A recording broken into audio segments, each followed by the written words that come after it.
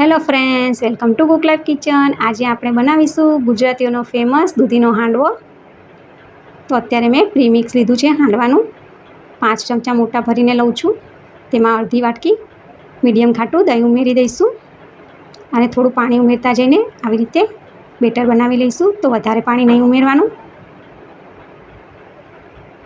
હવે આપણે 8 કલાક માટે આથવાવા મૂકી દઈશું।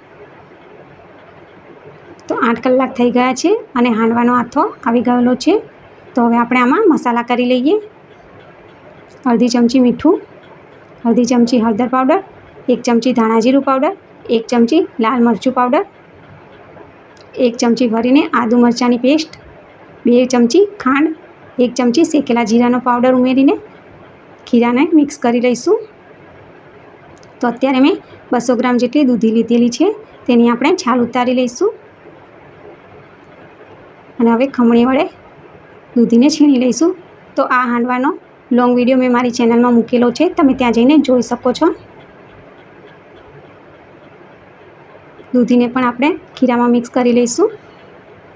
ઉપરથી આપણે ધાણા ઉમેરી દઈશું।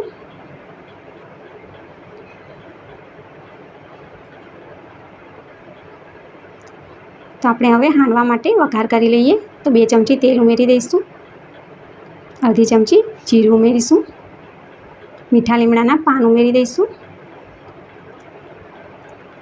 ચપટી હિંગ ઉમેરી દઈશું।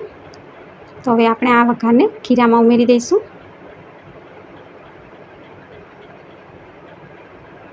મિક્સ કરી લઈશું। ફરીથી એ જ કઢાઈમાં હું 2 ચમચી તેલ ઉમેરું છું અને હવે હું એક વાસણમાં 2 મોટા ચમચા ભરીને ખીરું લઉં છું।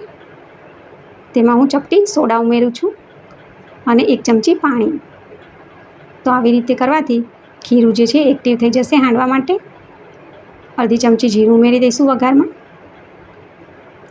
અડધી ચમચી તલ, ચપટી હિંગ, મીઠા લીમડાના પાન અને આપણે જે સોડાવાળું ખીરું તૈયાર કરીને રાખ્યું છે તે ઉમેરી દઈશું અને આવી રીતે ચમચાથી ફેલાવી દઈશું।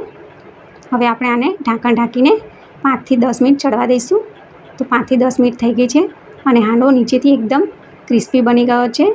તો હવે આપણે આવી રીતે એને પલટાવી દઈશું અને બીજી બાજુ પણ શેકી લઈશું। તો આપણો હાંડવો બનીને તૈયાર થઈ ગયો છે।